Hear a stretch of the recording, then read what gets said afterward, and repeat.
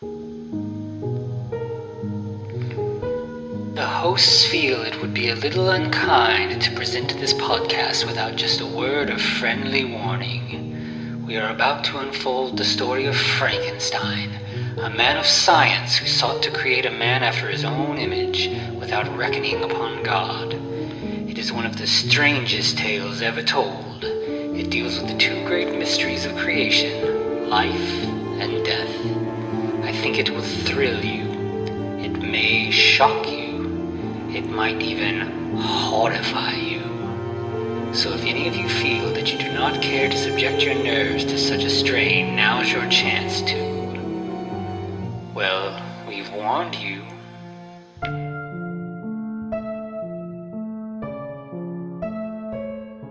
Hello, and welcome once again to the Frankencast. I'm the mad scientist, Anthony Bowman. My pronouns are he, him, and I'm joined as always by... the guy at the bar who you're giving a surprise handy to, that is Eric Velasquez. My pronouns are also he, him. We'll get to that scene, but that was sure was something. That's a scene. It sure did happen. Yeah, so... kind of amazing. Yes, so this week we're finally getting to talk about Rebirth, which we've been wanting to talk about for a little while. I know. Yeah, it was like supposed to hit streaming, and then it ended up getting like a theatrical run for a little bit, and not anywhere near us. And it's finally available everywhere, so we were finally able to watch it, and yeah, we're super excited to finally get around to this one. Oh man, and what a movie! Like this is. There's so many angles to it. Mm-hmm. Yeah, I mean, it's a perfect example of what we keep coming back to about like what you can do with a Frankenstein story. Like it's a new, fresh take. Right. It's very interesting. It makes you think about a lot of things about society the way it is right now and everything. But still, it's using the framework we've seen many times over in different ways. Right, and for a lot of the previous takes, we've had a couple of the gay male Frankensteins, but I think this is the first lesbian couple we've seen. Yeah. So that's interesting. It is. Now, okay, so also though, let me ask you this. Do you think Rose is autistic coded? Yeah, I think so. Like, she definitely doesn't seem to know how to interact with people, like... There's definitely some spectrum activity about the way that she's very like matter of fact. She's not like to her detriment. Like she doesn't know how to like interact with people in that way where you're like you don't say everything that's on your mind necessarily all the time. She's just like right. Yeah, but I don't think it's like I feel like right now there's like a lot of discourse about like that show The Good Doctor and stuff. Like there's a lot of like really like cartoonishly autistic coded people.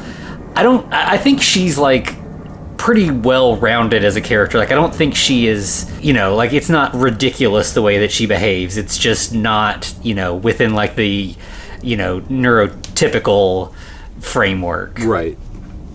It's like it's umbrella coded, but in a good way. Like, is that right? Yeah, I would say so. Like, I think she definitely sort of doesn't have a lot of remorse about what she's doing in a way that could be kind of skewed as villainous.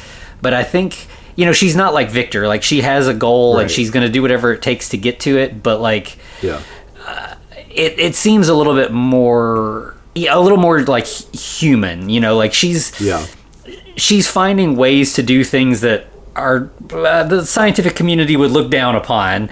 But she's still... most certainly. She's still trying to, like, also not cross line. Like, she has lines, She has her own morality. It's not, like, sociopathic the way that she's doing what she's doing.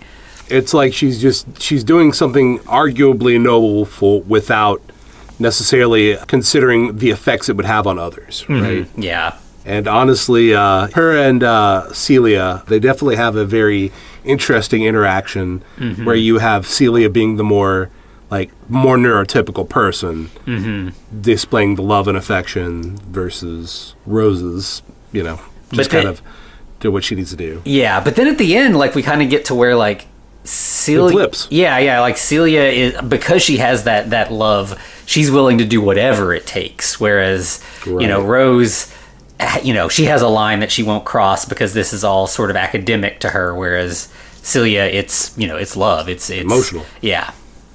Yeah. And it is also interesting, speaking of the line, where Rose does all this stuff that's arguably, unethical, except she's a vegetarian. She's strictly vegetarian. Yeah. And even when it could possibly risk her life, she's like, even then, I don't really want to eat meat. Mm-hmm. Yeah, I really enjoyed that as like a character trait for her. I think it spoke a lot about like how she feels about life and death and everything. Mm-hmm. Like she doesn't take death lightly. No, not at all. But we'll learn that Celia doesn't until she does. Right. Yeah, so let's go ahead and get this party started. So we were talking about Rose, played by Marin Ireland, who is like arguably that lady actress. Yeah, I definitely recognize her. I didn't look her up, but like she has one of those faces. I was like, I've seen her in some things. Namely like The Umbrella Academy, The Boogeyman from earlier this year. Okay. Yeah, that's probably what I'm recognizing her from. I didn't know she was in Why the Last Man. I honestly didn't even know that series had actually gotten released yet.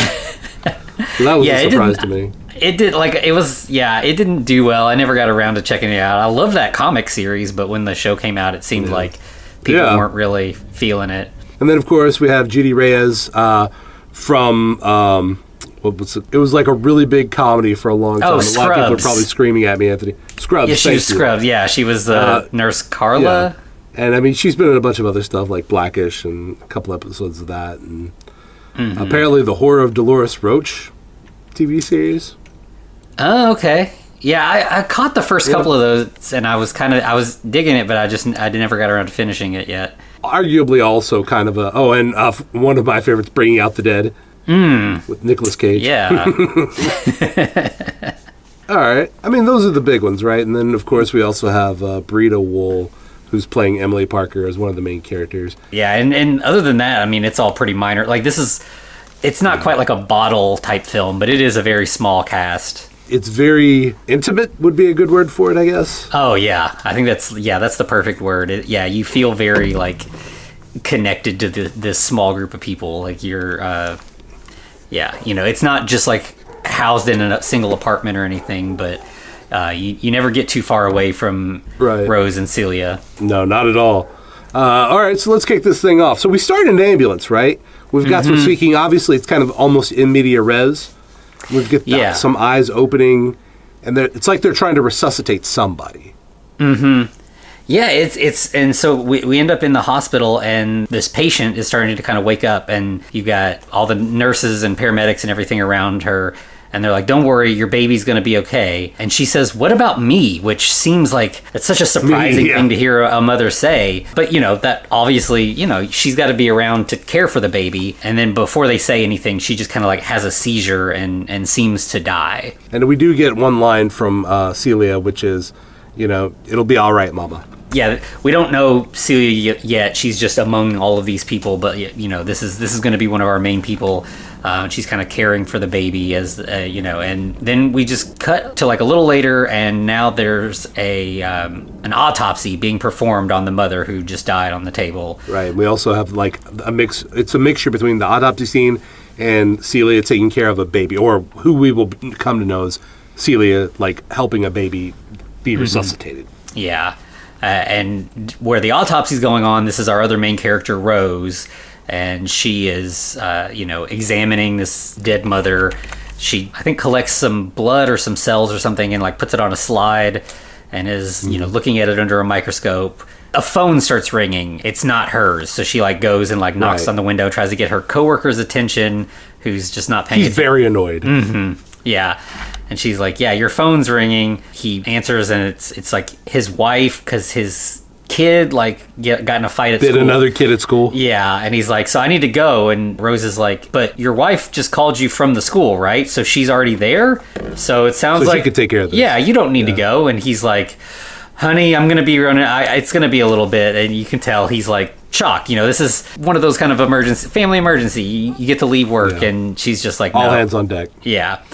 Yeah, but he still says, I'll be there in an hour. Yeah. So he's going to leave. Yeah. And so clearly, like, Rose, like we said, Rose doesn't see that as something that would be a concern. Like, somebody's already there taking care of the issue. We don't need emotional support. You've got a parent and an authority figure there. That's all that's necessary. Right. And then we see upstairs, Celia is just like laying on the floor in like the nurse locker room, break room area. Do we ever get her friend's name? Not officially, but it is Rita from IMDb. Gotcha. So her friend kind of comes in and checks on her. I think she's like, your daughter's here or something. So Celia gets up and she and Rita go out into like the waiting area, like in the hospital. And yeah, it's almost like a daycare they have there. Mm-hmm. And they're... I love that Celia gives the Puerto Rican whippa as she picks up her daughter. It's so good.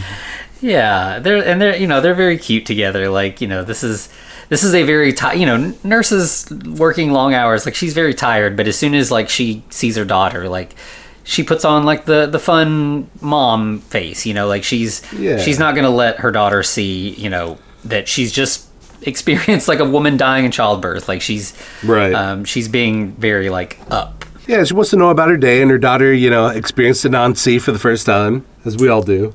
Yeah. She talks about spider, or she wants to read. She's got a book about spiders she's really excited about. Yeah. And then we just see them like on like public transit. They're taking a bus back to get home. And a weird thing that happens, and I think this is probably where Leela picks everything up, is that she's messing with another lady's dress while her mom's kind of out of it. And the other lady is like leaned up against the window, so I don't know if something's going on with her.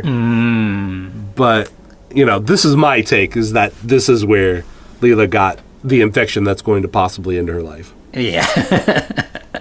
Not to spoil anything. But then we cut from their scene to Rose, who is at a bar. She orders salad with like, no... She says Cobb salad, no bacon, no eggs. It's like, so you just want lettuce. Right. Just a bowl of lettuce. Yeah. So that's where we get our first indication that she is a vegetarian and is also willing to be difficult. Yes. There's like a guy sitting like down the bar a little bit who kind of like pokes fun at her order. Well, he literally says, I'll eat your salad. Right, yeah. So, Yeah, because I think he's like, yeah, you should have just gotten the bacon and I would eat it or something. And but like, it's obviously that he's flirting with her. Right. And at first she doesn't seem too interested. Yeah, she seems like kind of annoyed and grossed out by him. Well, she says, listen, if you eat all that, you probably have a lot of buildup of plaque in your arteries just by looking at you. Yeah, so she's just like telling him that he's unhealthy and that, that he's not in good, And then all of a sudden she's like, you know what? I would like to masturbate you in the bathroom. And right. And the guy's like, sure, okay, yeah. Like, why not? Yeah, not going to turn down an offer like that. Right. At which we immediately cut to that happening, and, it's just, they're in like a bathroom stall.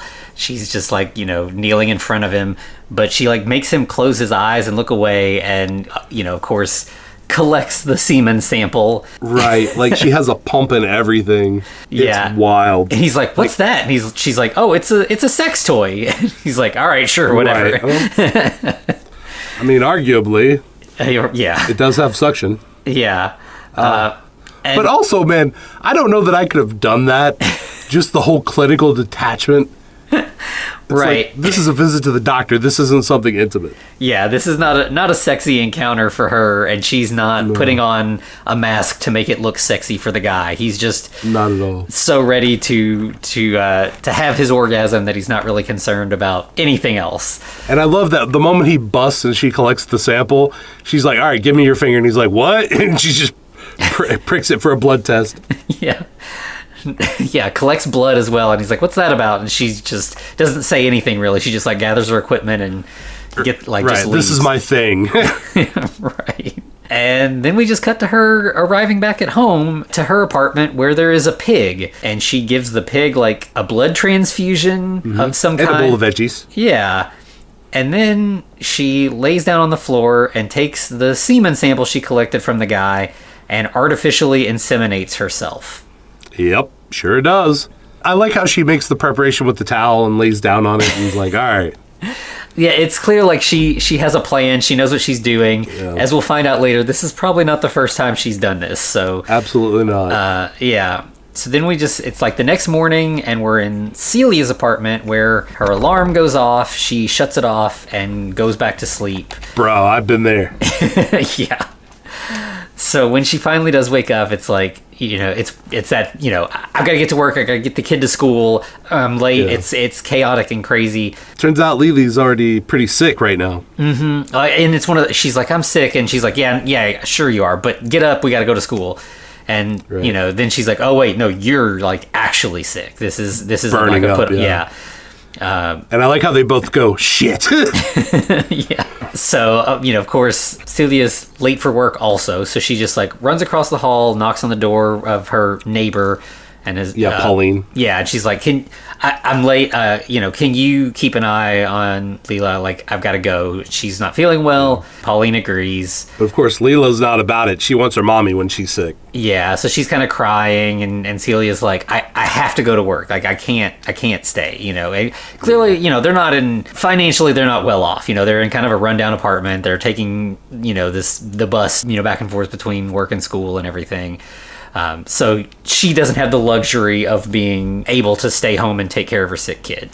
This is capitalism, right? Like this is... Yeah, right. Yeah. So I think then the next thing we see is Celia and Rose bump into each other on the elevator. They don't know each other at this point. Right, but no interaction whatsoever. Yeah, obviously Rose is not a social person on an elevator. I get it. I'm right there with her. Yeah. But and Celia's talking on the phone. Yeah, and Rose is kind of annoyed that she's like trapped in an elevator with somebody that's just like talking. Yeah. Then we see Celia, she's assisting with another birth. And here's something I found interesting. All right. So the doctor, and this is a woman of color, possibly another Latina, giving birth. And the doctor is just like casually like, all right, let's induce it. Yeah, he wants to do an episiotomy, which is like, cutting. The mom is like, no, please don't cut me. Give me a chance. Like, let me try to have this naturally. And even Celia's like, yeah, just give her a shot. Mm-hmm. Like, we haven't even been at this very long. So I thought that was an interesting commentary. Did you pick up on that? Or? Yeah. I mean, I know that that's a big thing that women in general, people of color, women of color especially are kind of, they're not treated like they understand their own bodies or that their pain is legitimate or, there's a definite issue within the medical community with this. It's nice. It's nice to have a nurse there who is an advocate for patients who the doctors maybe are less likely to listen to. And the doctor does. He kind of backs off and he's like, all right, we'll give her a chance. And, she is able to give birth naturally and not need to be cut and then sewn back up and everything. So, so definitely in this case, Celia has done a great thing for this woman. Yeah, for this woman. Maybe not so much in the future, but... Right. A little later, Celia calls Pauline to check in, see how her daughter's doing. Does the phone cut out a little bit? They don't really get much out of this conversation. Rita interrupts them mid-call. Like, hey, we've got another issue on the floor. Right. So that's where that happens. And then we don't see the incident at all. It just cuts to Celia on the toilet with her phone in her drawers. And that's a unique way of housing your phone, I've got to say, in her underwear. Right. I've not seen that one personally. And then again, I think something's going on. She gets up really fast, and the phone falls out, goes into the toilet. And dies, basically. Yeah. So now, she's not able to check in anymore for the rest of the day. And I think the next thing we see is just her on the ride home, on the bus again. And when she gets there, goes to Pauline's apartment to get her daughter, and the apartment is... Pauline's not there. Yeah. Pauline's not there, neither is Leela. And then she sees a smudge of blood on the floor. And the bathroom floor. Uh-oh. Yeah, not a good sign. So she tries to make a call. It's not working out. So she just... And that's when she sees a note letting her know that they're in the hospital. Yeah. So she rushes out. Then we cut away to Rose back down in the morgue. and she receives a young girl corpse that, like, it takes a second, but then you're like, oh, okay, no, this is Leela. Yeah. Like, this is Celia's daughter. We find out that she died of meningitis that, apparently was very rapid in the way that it just completely took over. Rose sees that she was an organ donor. And she's like, okay, well, maybe she died before, she had complete organ failure. That's what she says to the other guy. Because meningitis would wreck everything, so that the organ donation would not really work. Rose is like, I'd be curious to see the state of her brain. Like, maybe the brain's okay. Yeah. Cut to Celia receiving the bad news. News. Yeah, that her daughter's died. Pauline's like, can I do anything to help you? And Celia's like, no, fuck off.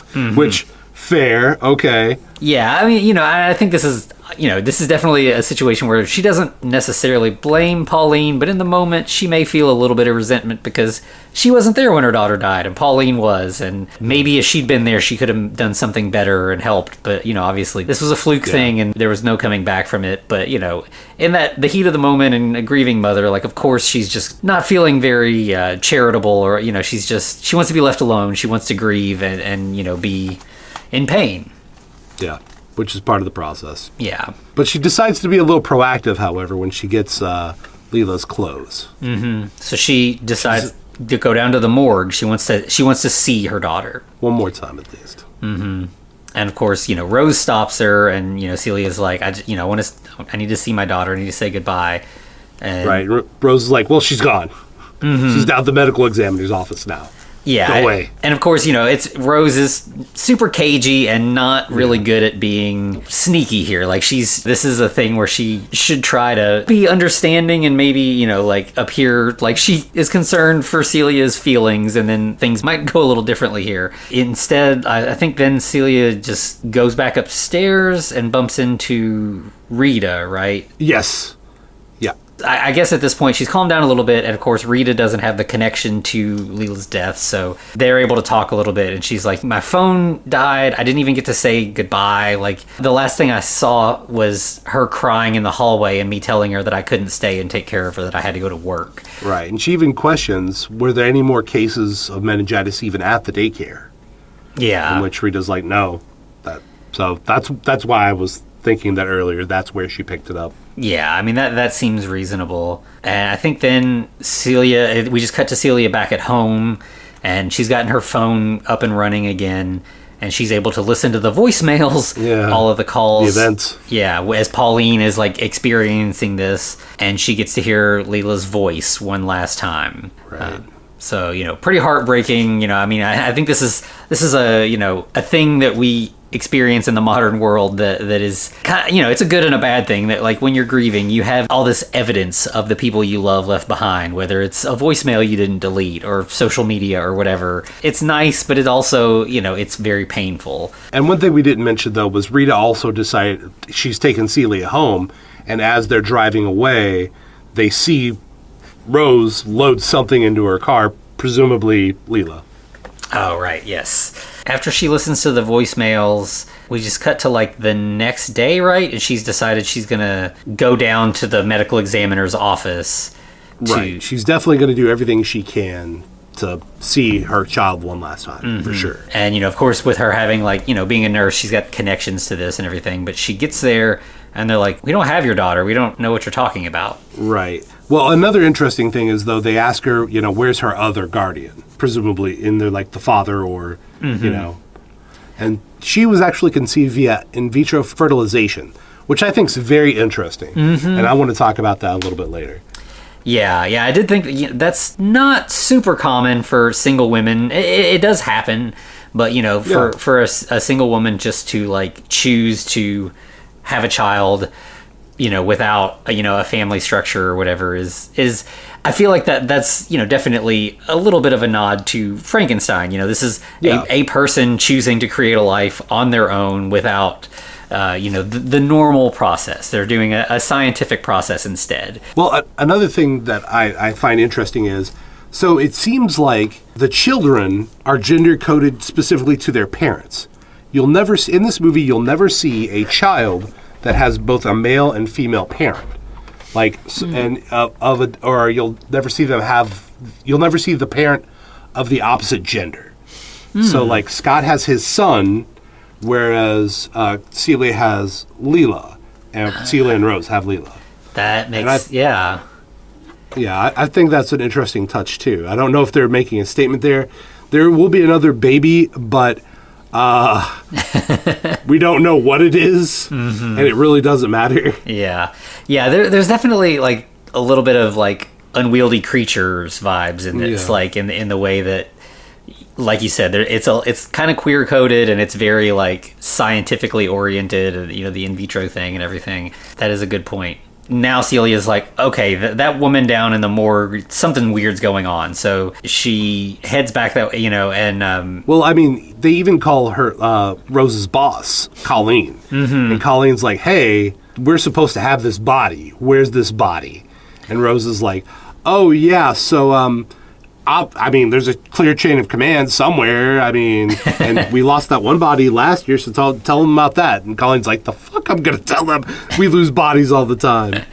Yeah, but, you know, Rose is like, okay, so I know that lady's coming back. She's looking for me. So she kind of tries to get away, and we get, like, a minor chase scene of, like, Celia rushing after Rose, and Celia being true Puerto Rican, Boricua, is like, nah, fuck that. You ain't going nowhere. Yeah, so Rose ends up getting into a car and, like, speeding away, and Celia kind of chases after her a little bit, but, you know, obviously isn't able to catch up, and she takes the bus. She doesn't have a car to jump in to chase after her. And then we have, like, a little bit more, like, montage bits where we're seeing Celia home alone without her daughter, kind of mourning. Meanwhile, we're seeing Rose working, doing some mad science looking stuff. Right. So, yeah, we definitely know what's going on here. The sort of parentage is being passed on from Celia to Rose as she's bringing Leela to life. Right. And then we move on from there where Rose is actually coming home with a bundle of groceries. And Celia's waiting for her. Yeah, she's kind of, you know, tracked things down here. She's like, I need to know what really happened. You definitely know more than you have let on, and I'm not going to leave you alone until you tell me what's up. Yeah, and Rose is trying to stonewall her, but it isn't going to work with Celia. Celia's not going to let that fly. But they get a sudden alarm rings out in Rose's apartment. Yeah, and I think Celia kind of uses that, like, you know, that kind of distracts Rose for a second, and Celia just kind of bursts into the room and just starts, like, searching the apartment, and Rose is trying to stop her, and she goes into a bedroom, and there's Leela, awake. On a ventilator. Yeah, or not awake, but yeah, breathe, you know, she's on machines that are beeping like she's not a corpse. She is a comatose alive person. Celia's like, what have you done? What's going on? And Rose is like, I've been working on a cure. She's like, for meningitis?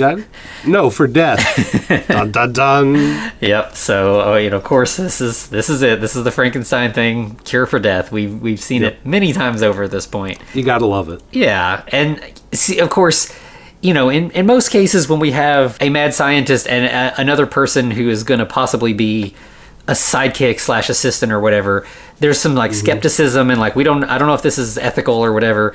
But here you've got Celia looking at her daughter who was dead and is not now. So she's right away like, all right, I'm in. What do you need? Like I'm here. Right. I'm part of this. Whether you want me to be or not, I am now your assistant. And because she's not going to leave her daughter alone, that's all there is to it. But we also get introduced to a wonderful little creature called Muriel, who, the pig, who gets way more abuse than it needs. Poor thing. Yeah. We end up finding out basically that she was the first test, that like Muriel also had died and has been brought back. She died about 2 months ago, and she's been back ever since. There's a lot to it. There's serum, there's injections. This is, the blood transfusion we saw earlier. But so far she's been fine. She's been alive for 2 months, which is obviously hopeful information for Celia to hear, seeing this pig up and about, moving, conscious, versus her daughter who's, on a ventilator.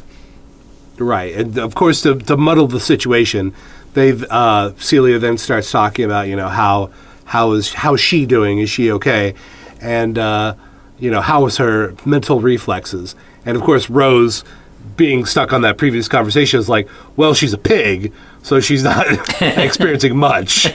Right. And of course, Celia's like, no, I'm talking about Leela, of course. Yeah. So I think then we see Celia go home. They're kind of like working in shifts. She sees a memorial in the hallway for Leela, Well, no, Celia's just then like, okay, so do you have a pullout? I'm staying here now. Mm-hmm. This is my home as well. Yeah. Yeah, she just goes home to get stuff. That's right. Like to get, a suitcase full of stuff or whatever. But yeah, she sees this memorial for Leela. No, she doesn't want to be reminded that her daughter was dead. So she scoops it all up and throws it down the trash chute. By the way, that's a fucking wild meet cute, right? Just busting into some lady's room and then finding your daughter on a ventilator there. Right, yeah. Yeah. Yeah. And then we see that while that's going on, Rose has gone to get an ultrasound because, we know she inseminated herself. So now she's checking on that. Just making sure it's going well. Yeah. And she's very cold and disinterested, very matter of fact with the tech is doing what most ultrasound for pregnancies are like, where it's like, do you... Small talk. Yeah, small talk, trying to be mommy, look at the baby, and all this kind of stuff, being sweet or whatever, and she's just she wants to know the facts. She's not interested in, doing the whole mom thing. Is it healthy? Great. Awesome. Good job. Let's go. So, and I like how the lady's like, you can go ahead and change whenever you're ready. And Rose is just up, stripped, butthole naked, while the nurse is right there. And she's like, oh! Leaves the curtain in front of Rose. Yeah. Rose has no interest in, decorum or anything. She's efficient. And so when she arrives home, she finds, Celia's there, and she's feeling very hopeful. Things are looking up. She has trained Muriel to sit, giving her treats and everything.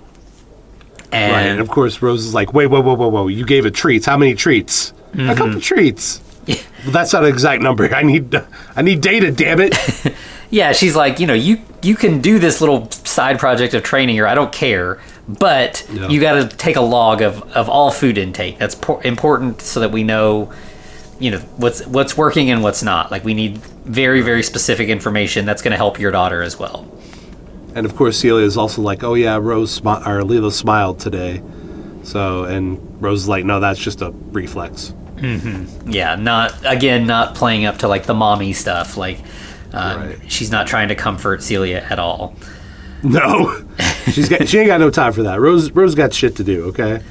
Yeah. But I like how immediately after this, they settle into a lesbian couple life, right? With a pet pig, their daughter and everything. Yeah. And it's Celia's got to go to work, and Rose is like, don't forget to pick up the list of stuff, and it's not a grocery list, it's a steal stuff from the hospital list. Little list, yeah. But, it does feel like a couple, where everybody's got their tasks and everything. Well, I mean, but Celia's already made salad for Rose, too. Mm-hmm. Yeah. She knows that Rose is vegetarian, and she's, making steps to, do things for Rose that fit into what Rose's preferences are.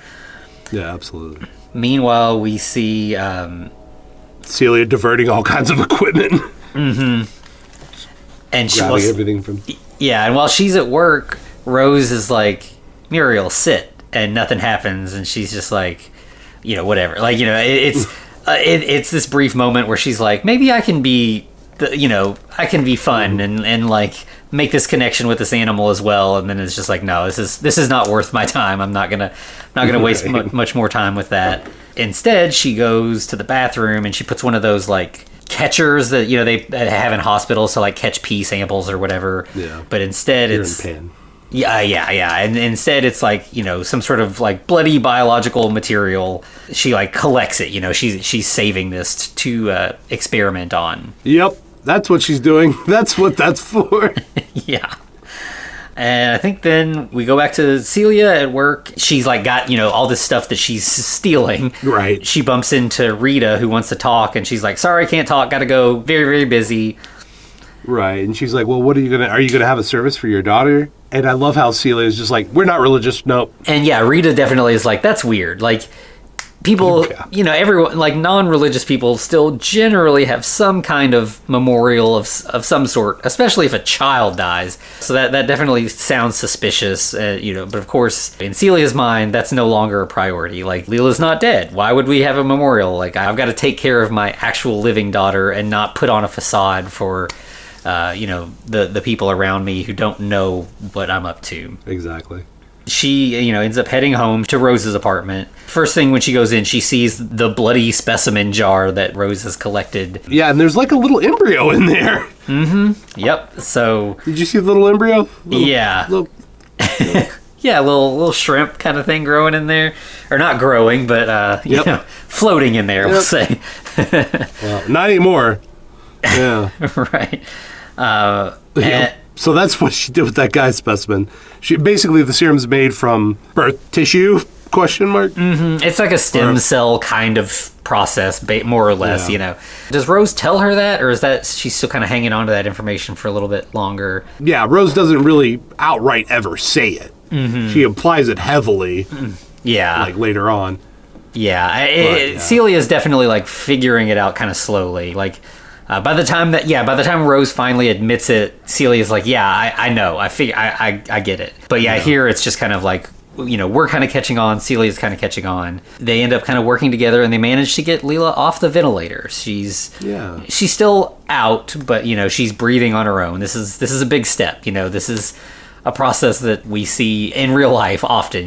People, you hit that stage where it's like, we're going to remove them from the ventilator and hope that they continue to breathe on their own. And sure enough, Leela does. So that's a very good sign. For their celebratory meal, Celia makes soup for both her and Rose.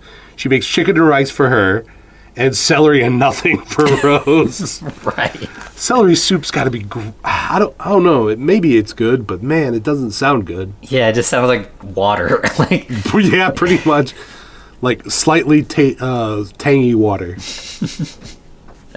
And while they're eating, Rose kind of gives a little bit of her backstory, and she's like, I've been fascinated by the idea of regeneration since I was a kid. Like, I've been dreaming of doing this since I was like 6 or 7. My mom showed me how like starfish regenerate. My mom had me cut off the starfish's arm and measure it every day. Mm-hmm. So, growing back.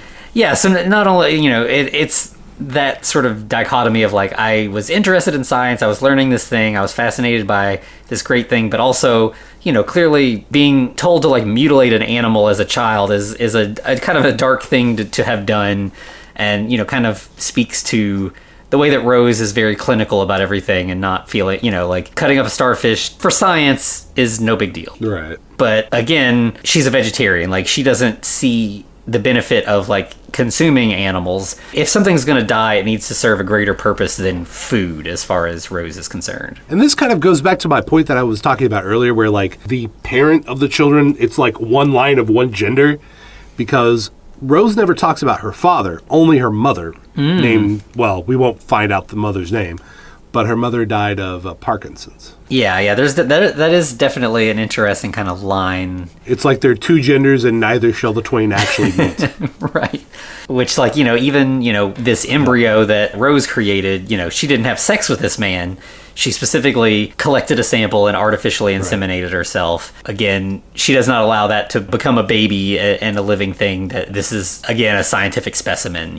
Wherever you feel about when life begins, like, she's not, like, this is not something that's a concern for her at all. Like, this is like the starfish. This is just something that she needs to further her scientific goals. After they have this kind of conversation, and, they're connecting. Like, obviously Rose is not somebody who warms up to people very quickly, but, like, she's starting to make that connection with Celia. After they have that conversation, she talks about her mom dying, and then they part ways, they go to bed. The next day, Rose is at work, and she's kind of, like, distracted. I think, she's thinking about the experiment and everything, and, like, her coworker is talking to her, she's kind of ignoring him. And then she gets a text and looks down, and it's from Celia, and it's like a picture. She's like, Leela made this last year, and it's like a drawing of a starfish. Rose actually smiles. Mm-hmm. She's feeling that, like you said, there is this lesbian-coded situation here, whether they actually have a romantic relationship or not. And, Rose is feeling maternal feelings about Leela and, this connection to Rose and everything. They're a little family unit at this point. But because Rose doesn't normally smile, Scott, her coworker, is like, hey, one, why are you smiling? And two, you've got something going on with your crotch there. You're bleeding a little bit. Are you okay? Yeah, like blood runs down her leg, and then she just kind of like, either she actually collapsed or she just kind of like look woozy or something. Like, she's definitely not looking like she's feeling well. Cut back to Rose's apartment, where Celia is kind of snooping a little bit, and she finds a box of photos. Especially of a Dr. Muriel? Oh, right, yes. I didn't make that connection at all, but yes, that's, it's young Rose and her mom, so obviously there's that connection there. Right. I like how she says to the pig, I didn't know you were a doctor. Right. Obviously, it was named after Yes, Rose. yeah. Celia's snooping because, there's definitely some weird stuff in Rose's background that she wants to know. But she's also seeing, like, okay, yeah, Rose is a normal person. She had a mom that she loved and was, we see like 4 or 5 pictures, and, it's clear that Rose and her mother were close at one point, before Parkinson's took her. Speaking of that, we do get to see a picture of her mother in her hospital bed, so it kind of alludes to that point, too. Mm-hmm. Yeah. And then, like, Celia's like, what?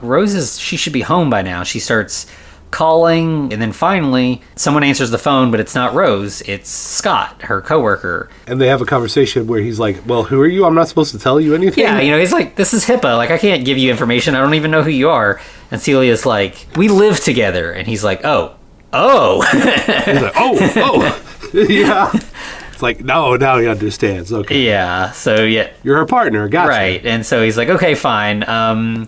So Rose collapsed. She's in surgery. Something's wrong. Obviously, Celia is concerned. Like, Rose is very important to keeping her daughter safe, and obviously they've also bonded and everything. Yeah. And then as she's about to figure out what to do, she looks over and Leela is sitting up. She's conscious. She drops the phone. She's very surprised. And then, like, I think a little later, we see Rose waking up in the hospital. And she's being told by the doctor she had a cervix infection and is not likely going to be able to conceive in the future. Yeah. Something happened. It started in her cervix. It spread through the whole reproductive system.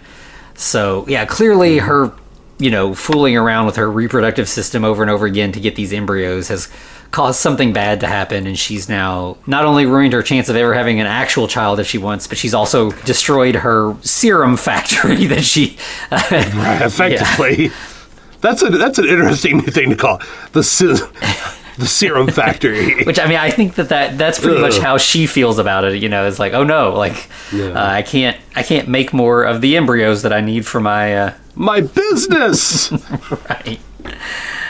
So obviously she's upset about that. Pretty much when she finds that out, she's like, all right, then I'm leaving. Like, I don't need to stay here. She goes and she looks at the serum and is like, oh, the last batch of serum is ruined. Like, it should have been centrifuged days ago. We're completely out of serum at this point. Right, but there's good news. Leela's awake.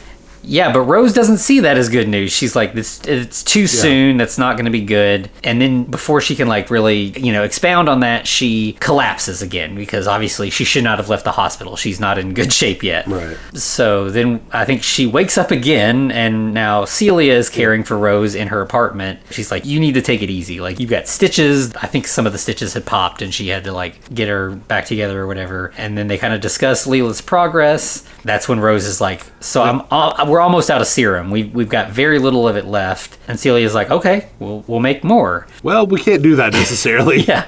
This is where the factory shut down for business. Yeah, this is where Rose she's like, where the serum comes from, right? And Celia's like, yeah, I figured it out. And she's like, well, do you know how I get that fetal tissue? Celia's like, yeah, I kind of figured that out too. And she's like, well, like you said, the factory shut down. Yeah, I can't make anymore. That process is now over. Celia's like, okay, fine. Like, we'll find it some other way. We'll figure it out. Absolutely. Yeah, and Rose is like, no, I don't think you realize I specifically selected your daughter because we are like perfect matches for each other. Right, which I think's interesting that Celia is not.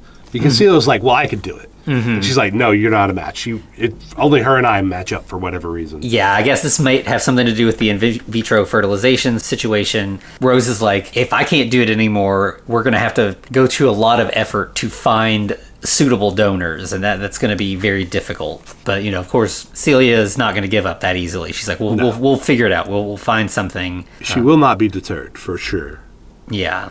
So then Rose is suddenly like, wait, I have an idea. And she just rushes out, just leaves her.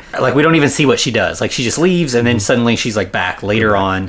And Leela is even more awake, and now she is watching a kids show that's something Robins or something. It's like birds. Rescue birds. Rescue birds. It feels like it's Paw Patrol kind of, but pretty much is. Yeah. And I like how Rose is like, what the fuck? And turns off the TV. Leela starts whining. She turns the TV back on. Does that about 3 or 4 times, trying to gauge Leela's reactions. Yeah, making sure that it is actually her responding to the TV. Celia's just like, stop it! Yeah. Let her watch the fucking show. Yeah, you're tormenting my child here. Rose is like, so I figured out a plan. So I found somebody that is a match. She's newly pregnant. I botched some of her test results so that she'll be required to get an amniocentesis now, which is like, they draw fluid out of the amniotic sac with like a needle and everything. So like, this is a way for us to get biological specimens from this woman. Yeah, Emily Parker, I think is her name. We're back in business, baby.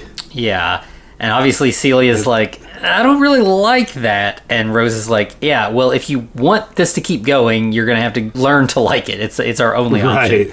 We have Celia going to the amniocentesis. She's a nurse. She can like help with this. So she takes part in the process, collects the sample, and she's really good. She's really good with Emily. She's very kind and like kind of comforts her and everything. Like, I think she would have been kind to her anyway, but there is an extra level of like, I feel guilty about what I'm secretly doing, so I'm going to be extra nice to this woman. Right.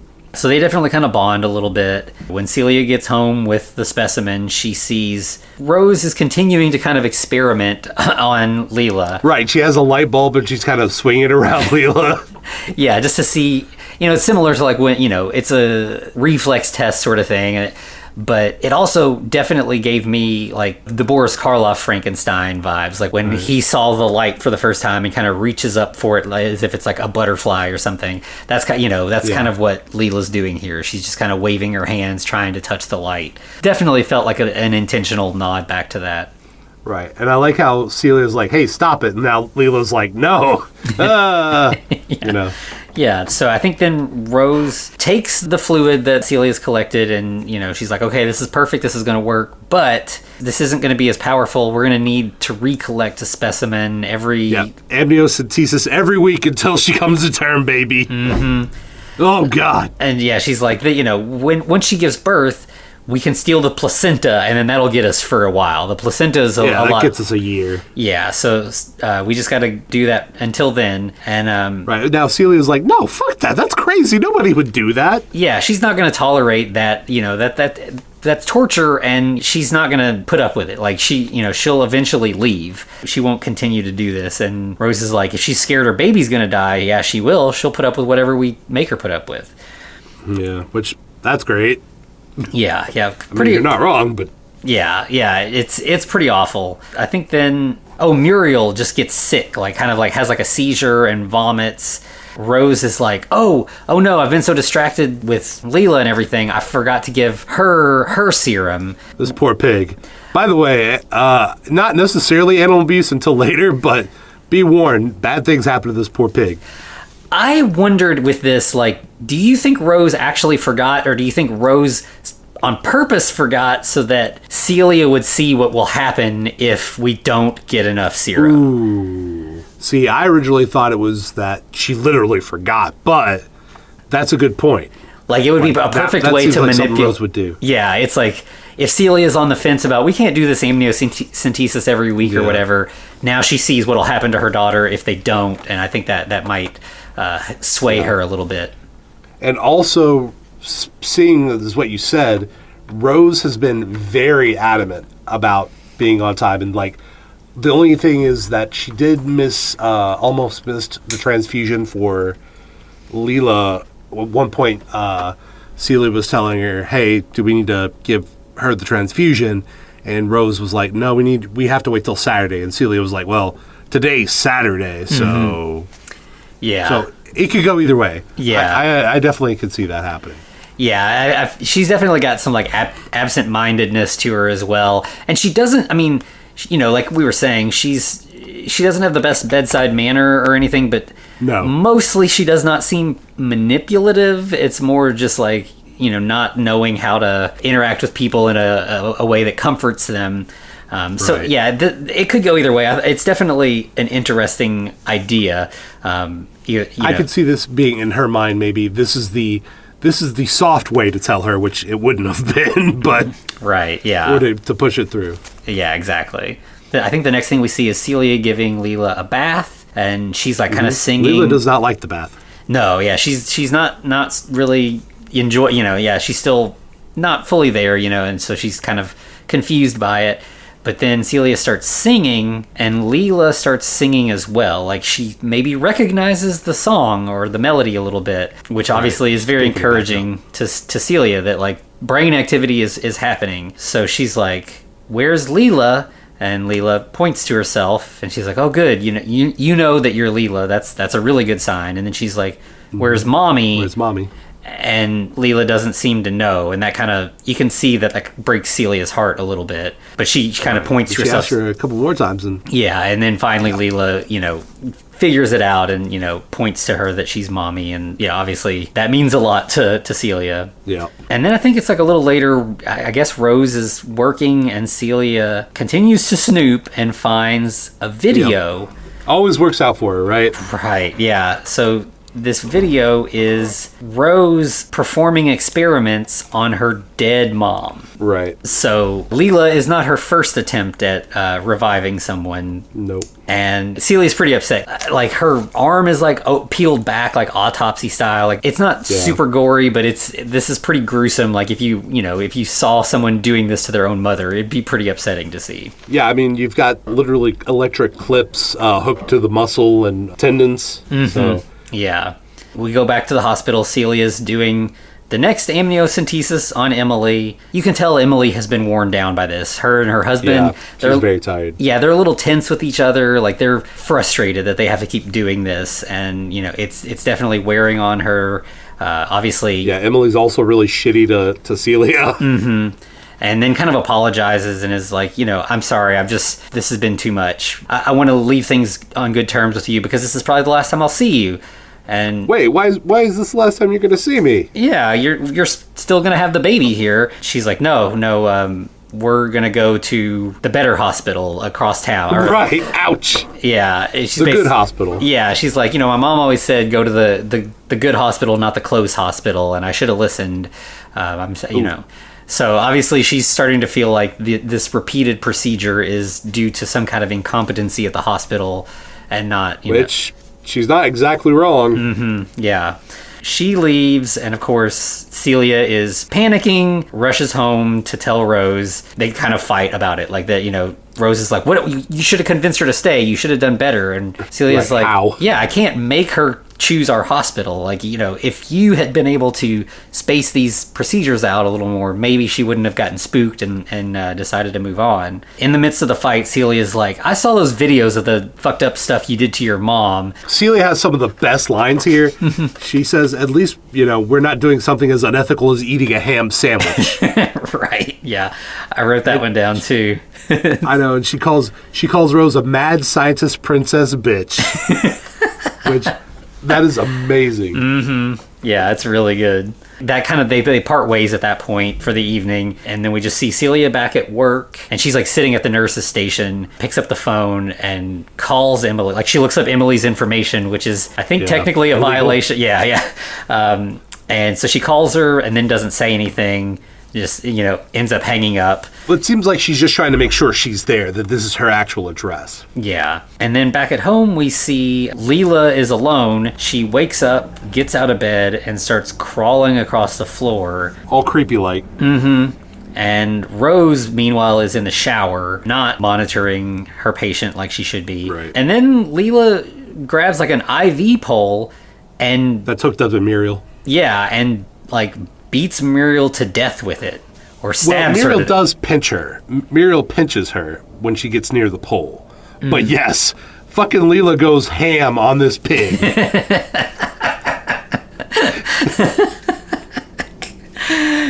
Yeah, she sure does. Yes. And then, Rose gets out of the shower and finds Leela covered in blood. Yeah. And Muriel speared to death. Yeah, and so Rose is naked. She's just stepped out of the shower, and as we've said, she's pretty comfortable in her own skin. So she's standing there looking at Leela covered in blood, and Leela reaches up and touches the surgical scars on Rose's abdomen from the reproductive surgery that she had. It's a little later. Celia gets back home, and they like... Yeah, her and Rose strap Leela in bed. They're like, nope, not again. Mm-hmm. Yeah, for her own safety and the safety of everyone else in the house till we figure out what's going on. Meanwhile, Rose takes the opportunity, well, since I've got a dead pig, I might as well perform an autopsy and see if I can figure out what's going on, under the surface. Maybe that'll help us with Leela. Yeah. She takes some specimens, goes back to the morgue where she's got a better lab, and is like looking through stuff when Scott shows up with his son. Yeah, they're getting Scott's gym bag, and they're going to go to the gardens. They say. I guess, are they going like skating or? Yeah, I wasn't sure if it was like some sporting event, and they needed to collect some equipment or whatever. And Rose and Scott kind of have a moment like where they're like friendly. They've kind of been colleagues that don't really like interact outside of work, but Rose has softened up as she's like been in this sort of family situation, right? And well, it doesn't hurt that Scott's son gives her a chocolate, and as they're going to leave, she actually says, "Go have fun," and Scott's like, "What? Excuse me?" Yeah, who are you? Right. He leaves, and then we just cut back to the apartment where Rose gets back and is like, I figured something out. I think if we get some of my spinal fluid, it could solve everything. That could help. That might be better than all of the embryos and all the different amniotic fluid we've been collecting. This might be like the pure good stuff. Do you know how to do a bone marrow aspiration? All right, we're going to do that. Yeah, so, thankfully Celia is a nurse. She has not done a procedure like this, but at least she's got a little bit of a background in, medical procedures. Boy, does this look painful. Yeah.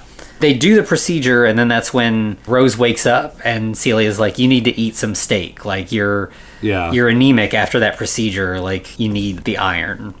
Rose is like, nah, and it's like, okay, or you pretty much are going to die otherwise, so steak or death. Mm-hmm. And it is, again, going back to like everything that Rose is comfortable with, doing autopsies, doing all this stuff. We get like a shot of like the camera really lingers on the steak, and it's, it's a little rare, and it just looks grotesque to her. Like she's like, I can't even look at this horrible, pile of meat, which is, considering the stuff that she has the stomach for, it's interesting that this disturbs her so much. Right. And I do like how, but before she actually eats the steak, she does tell Celia, listen, I want you to know we've tried everything. Mm-hmm. Yeah, if this doesn't work, this is it, Yeah. When Rose gets up the next morning, she sees Celia like asleep next to Leela. Leela's watching old home videos on on Celia's cell phone. Right. It's a very much a you come into your partner and your child having a cute little moment, right? Yeah, it's sweet. I think then we see a little later, Rose is like looking at all of the records she's keeping of Leela's progress and is like, it's not going well. Like things seem like they're continuing to deteriorate. This the spinal fluid doesn't seem like it's worked. It helps stave off deterioration, but that's about it. Mm-hmm. And Celia's like, there's got to be another option. Let's talk about plans. And Rose is like, no. The plan at this point is spend time with your daughter before she dies, because it's going to happen. Yeah, we're running out of material, so just take the day off and stay with it. Which I like that Rose actually says that. Mm-hmm. Take the day off and spend it with your daughter. Yeah, it's one of her more empathetic moments where she's like, this is your chance. Like, don't worry about work. Don't worry about trying to solve this. We can't solve it. So have this time. You're going to regret it if you go into work and try to like come up with some scheme. Just take care of your daughter while you can. But of course, Rose does go to work, and she gets greeted by Colleen, who wants to talk to her about a report. Francis Iamelli. Turns out that Rose reported that Francis Iamelli had precancerous cells in their cervix, which is a problem because Francis doesn't have a cervix. He has a penis. Right. Or they have a penis. Yeah, and Rose is like, oh, I must have gotten two sets of paperwork mixed up. Her boss is kind of understanding. She's like, I know you just found out you can't have children. I realize that you maybe are dealing with a lot of stuff, but like, get your shit together. Like, you can't keep fucking up like this. You've got to get things in order because I can't look the other way too much longer. Right. And then we cut back to Celia with Leela. Yeah, and we see she's like holding her as her heart stops. So like she took Rose's advice. She spent this time that she could. Now Leela's gone. So when Rose comes home a little later, she finds the apartment empty. Celia is gone. but she has taken Leela's body with her. Presumably until Rose looks in the freezer. Yeah. And there's Leela in this like, big box freezer. So clearly Celia's up to something. She's got an idea. She's got a plan. Now the shit's really kicking off, folks. So we find Celia arriving at Emily's house. Uh-oh. Emily's like, what are you doing? Why are you at my house? This is, I think they had a good rapport, but you don't expect your nurse to show up at your house. And Celia's quick about it. She's like, oh, well, so, you know how things are at our hospital. It's kind of a mess. A couple patients who've transferred to the other hospital have lost their medical records, and you've been through so much. I did not want that to happen to you. So I wanted to personally bring you your medical records so that you have them. Red flag. Hard red flag. But... it makes sense, right, in the moment? Yeah, Emily. I think Emily trusts Celia, and also distrusts that hospital's procedures. So she's like, "Okay, thank you. That's very kind of you."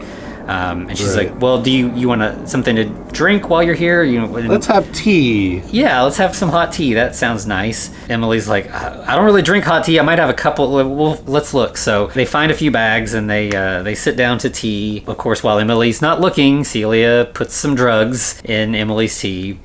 They're sipping, they're chatting, and then suddenly Emily seizure. Yeah, has a seizure, falls on the floor. She's kind of foaming at the mouth. And then we just cut to like a few minutes later. The ambulance has arrived. EMS is there. They're caring for Emily. They get her in the ambulance and take her to the hospital, to Celia's hospital, not the good hospital. Right. And of course, Celia's riding with her, though. Yeah, so she's obviously making sure not to let her out of her sight. Right. And even Celia scrubs up to take part in the procedure. Yeah, and so here, it's such a good trick that, so like, we're now back at the beginning of the movie and we don't even realize it. So like, they're like, don't worry, Mom, the baby's okay. And she says, what about me? What about me? Yeah, of course, Emily gives birth, the baby's okay, she has another seizure and dies. Right. Celia calls Rose and is like, you need to get to pathology right now. Now, yeah. Yeah, so knowing that, Emily is going to be full of all that good stuff that they need. That placenta. That delicious placenta. Yeah. So then a little later, Rose arrives back at her apartment. Celia's there, and she's like, did you get everything? And Rose is like, yeah, I got it. And she's like, I promise I did not mean to kill her. That wasn't my intention. I just needed her to have the baby at our hospital, and this was the only way I could do it. Rose is like, well, are you tired? Do you want to go get some sleep? And she's like, She's no. like, nah, I can't sleep. Yeah, let's get to work. We got to get this done. So they inject Leela with the new serum. She wakes up. And the last lines of the movie are, welcome back, baby. Yeah. What a wild ride. Yeah. I mean, it's a lot about what a parent, what lengths a parent will go to protect their child. There's some Pet Cemetery vibes there. Yeah. Yeah, I know. Leela's fucking creepy through most of the movie. Yeah, they don't really she killed Muriel, but we don't quite know what comes next. Like, is she a monster? Is she gonna be like dangerous and violent? Or was that just because the pig nipped her? Yeah, and is Celia gonna have to continue to murder pregnant women to keep her daughter alive forever, or is this a temporary thing? It's definitely like Rose sort of passes on the madness to Celia. Celia kind of becomes the monster at the end. Right. This is the time Igor becomes the mad scientist, right? To a degree. Yeah. I think there's a lot of interesting stuff here in terms of like maternal instinct and like, moms will do anything to save their kids, and, maybe sometimes to the detriment of society, when you have like moms who cover for their murderer children and stuff like that. There's a lot of interesting stuff to unpack in this one. It's definitely a fresh angle, like we said at the beginning. This is a different kind of Frankenstein, a different kind of monster. It feels very modern. When we talked about Depraved, we talked about how modern it felt. This is, even, obviously this just came out, months ago. It feels even more modern. It's very, very fresh. And like the idea of, like we were talking about, the mad scientist really wasn't the most extreme one in the movie. And I think that was the point of it, right? Yeah. Like Rose is single-minded in her pursuit, but she also, she does have a moral compass. It's just not one that's familiar to neurotypical people, but it's still there. Like, she isn't a sociopath, whereas Celia seems normal, quote unquote, but when push comes to shove, she will events might have caused her to, yeah, she will do anything. She will cross any line to save her daughter. Oh yeah, 100%. So yeah, I liked that angle. It was interesting seeing the mad scientist not being so mad, and like it's strange. Like, love is sort of the negative force in this movie. Like, yeah. I think about this a lot. When I was in college, I had a professor who was talking about like the phrase "love conquers all." It's a Greek phrase, and people talk about it now. It's usually like a positive thing you see in like greeting cards. Like, no matter how hard things get, our love will pull us through. Love can defeat this Right. bad thing. But he was like, no, it doesn't say love conquers bad stuff. It says love conquers all. Love will destroy everything. Ruin you. Yeah, and I feel like that's definitely what's going on here. Love is gonna take Celia to the place where she will do anything. She will become the monster to feed her love. Yeah, so it's kind of a dark message, but it's definitely an interesting take. Yeah. Also, the lesbian or the queer angle not being two gay guys, it's two lesbians. Mm-hmm. That's also interesting and fresh. Yeah, and it's like subtle. It's not like completely subtextual, but it's not like heavily. Like, we don't get a sex scene with Rose and Celia because that's kind of beside the point. Like, they've given birth to this revived Leela. Yeah. But yeah, arguably 2 times over. Right, yeah, exactly. Yeah, so it's a really kind of fun, twisted kind of look at Frankenstein and families and the lengths that people will go to make a family when, things are conspiring against them. Right. Yeah. So, most of this podcast, we are talking about the mad scientist. We're talking about creations. But, and this week, I think that's definitely apt because Rose is kind of a creation of her mother, and Leela's a creation of both her mothers to a degree. But next week, how about we talk about the creator? Yeah. So, this is rare for us. Usually we're like spending all our time in like the 70s and the 80s. But we have this week, we just discussed this new movie. Next week, we're going to talk about The Creator, which is in theaters right now. There's just like a wealth of new Frankenstein kind of material. So, this is The Creator. It's Gareth Edwards' new movie. He's the guy that did like Monsters and the first Godzilla movie from the recent trilogy. Director of Rogue One. Yeah. Yes, yeah, and that too. So, definitely a guy capable of doing some really cool stuff with sci-fi. So, excited. Yeah, we got a pretty good cast too, though. Yeah, I'm definitely. David Washington, Jimmy Chan, Ken Watanabe. Yeah, from Godzilla. So yeah, I'm interested to see. I think this is definitely going to be a little bit looser in terms of its Frankenstein-ness, but it's about creators and AI and stuff. I think there's definitely going to be some fun Frankenstein stuff to dig into there. Heck yeah, absolutely. All right, Anthony, where can they find us? So you can find us on all the socials at The Frankencast. You can email us at thefrankencast@gmail.com. Find us over on YouTube. You can also find us at patreon.com/thefrankencast, where we, are offering free trials still and doing, different stuff a little bit outside of the normal format we get up to here on the main feed. Yeah. Some people have taken advantage of that, so that's cool. Yeah, we got several people over there. We've been having a good time with them, chatting with people, and we love feedback from you all wherever you want to reach out to us. But Patreon is fun as well. Yeah, absolutely. Any interaction's good interaction, all that, right? Absolutely. All right. Well, to be continued. Looks like you've survived another episode. The Frankencast is a production of FCR Media. It's hosted by Anthony Bowman and Eric Velasquez.